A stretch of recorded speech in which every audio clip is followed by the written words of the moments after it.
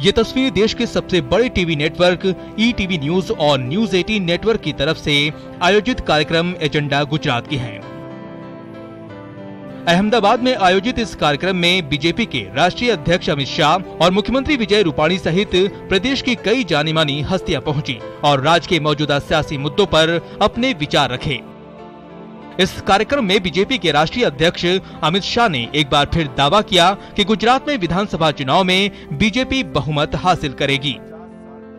इतना ही नहीं, शाह ने इस कार्यक्रम में गुजरात चुनाव को लेकर पार्टी का चेहरा भी साफ कर दिया है। शाह ने मौजूदा सीएम विजय रूपाणी को ही प्रदेश का आगामी मुख्यमंत्री कैंडिडेट भी घोषित कर दिया। कोई कंफ्यूजन नहीं है, विजय भाई और नितिन भाई के नेतृत्व में ही हमें चुनाव लड़ने जा रहे हैं और इनके नेतृत्व में ही लड़ा जाए, कोई कंफ्यूजन कहीं पर नहीं। अमित शाह ने इस बार गुजरात चुनाव में फतह हासिल करने का जिम्मा सीएम विजय रूपाणी और उप मुख्यमंत्री नितिन पटेल को सौंपा है। शाह ने साफ कर दिया कि गुजरात चुनाव विजय रूपाणी और नितिन पटेल के नेतृत्व में ही लड़ा जाएगा। कोई कंफ्यूजन नहीं है, विजय भाई और नितिन भाई के नेतृत्व में ही हमें चुनाव लड़ने जा रहे हैं और इनके नेतृत्व में ही लड़ा जाए, कोई कंफ्यूजन कहीं पर नहीं।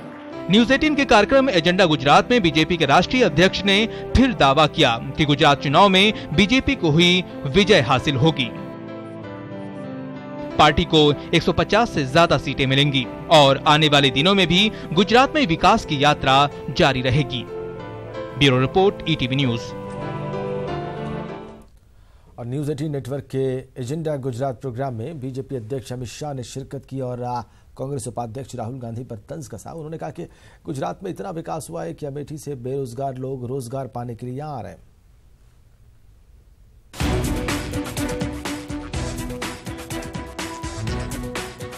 देश का सबसे बड़ा टीवी नेटवर्क ईटीवी न्यूज और न्यूज 18 नेटवर्क देश भर में नए उद्देश्य और विकास की थीम को आगे बढ़ा रहा है और अलग अलग प्रदेशों के आम और खास लोगों से संवाद स्थापित कर रहा है। इसी कड़ी में गुजरात चुनाव के मद्देनजर अहमदाबाद में एजेंडा गुजरात का आयोजन किया गया। इस मौके पर शाह ने राहुल गांधी पर भी निशाना साधा और कहा कि कांग्रेस ने पूरा चुनाव आउटसोर्स कर दिया। कांग्रेस के पास न नेता है न पॉलिसी। कांग्रेस के विकास पागल हो गया है के नारे पर भी शाह ने दावा किया कि कांग्रेस साबित करे कि विकास पागल है। कांग्रेस को ही विकास को पागल कहना भारी पड़ेगा। कांग्रेस पार्टी के पास न एजेंडा है, न विजन है, न लीडर है। एजेंडा लेस है, विजन लेस है और लीडर लेस है। जीएसटी और गुजरात विकास को लेकर भी शाह ने अपनी बात रखी।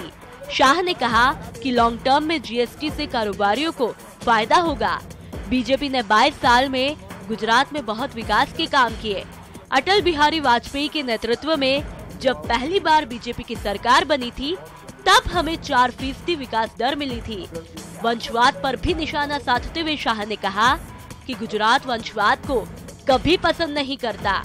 बेरोजगारी के मुद्दे पर राहुल गांधी पर तंज कसते हुए शाह ने कहा कि लोग अमेठी से गुजरात रोजगार पाने के लिए आ रहे हैं। राहुल जी घूम घूम कर कह रहे हैं कि बेरोजगारी है, बेरोजगारी है। जी, मैं हजारों लोगों को जानता हूं अमेठी से गुजरात में रोजगारी लेने के लिए आए। भैया जरा इसकी तो तुम व्यवस्था कर लो पहले। तो आपने अमेठी मॉडल को स्टडी करा? नहीं, और ये अमेठी वाले पूरी एक अमेठी यात्रा निकालने वाले हैं, सूरत से लेकर अंबाजी तक की, कि अमेठी कैसा है और गुजरात कैसा है वो समझाने की। शाह ने उम्मीद जताई कि गुजरात चुनाव में बीजेपी को 150 से भी ज्यादा सीटें मिलेगी और बीजेपी गुजरात में विकास की यात्रा आगे बढ़ाएगी। Bureau report, ETV news.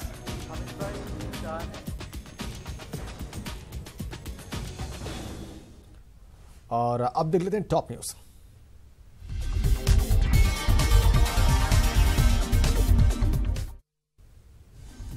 America के नॉर्दर्न कैलिफोर्निया में गोलीबारी में कम से कम 5 लोगों की मौत हो गई है। मरने वालों में संदिग्ध हमलावर भी शामिल है, जबकि 7 छात्र जख्मी हुए, उन्हें हॉस्पिटलाइज कराया गया है। ये फायरिंग एक स्कूल में और आसपास के इलाकों में हुई। हमलावर के पास से एक राइफल और 2 गन्स बरामद हुए। सऊदी अरब ने योग को खेल की एक विधा के रूप में मंजूरी दे दी है। हालांकि सऊदी में योग के प्रचार प्रसार के लिए लाइसेंस लेना जरूरी होगा। स्पोर्ट्स एक्टिविटीज के तौर पर योग सिखाने को कहा है। सऊदी में योग को मिले इस दर्जे के पीछे नऊफ मरवई को श्रेय दिया जा रहा है, जो सऊदी अरब की पहली महिला योग प्रशिक्षक है। हीरो इंडियन सुपर लीग के लिए बेंगलुरु एफसी ने भारत के पूर्व कप्तान राहुल द्रविड़ को अपने ब्रांड एम्बेसडर के रूप में पेश किया है। द्रविड़ ने कहा है कि बेंगलुरु का होने के नाते इस टीम के साथ जुड़ाव अलग है।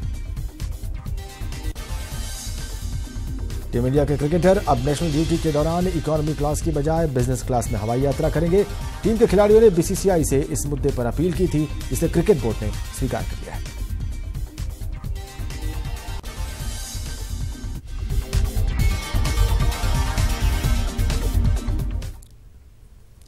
और अब अगली खबर गाजियाबाद से।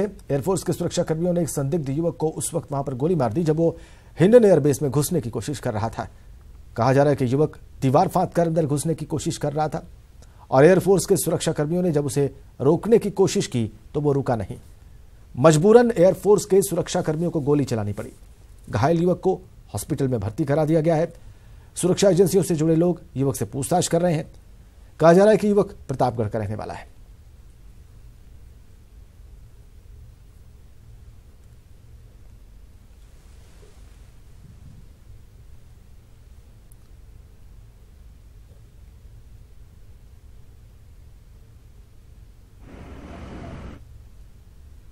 प्रतापगढ़ साइड, जहाँ इलाहाबाद पड़ता है उसके आगे प्रतापगढ़, वहीं पर रहता हूँ। पैर में कौन सी गोली लगी तुम्हारे? ये दाहिने वाले में, इसमें अच्छा, थोड़ा सा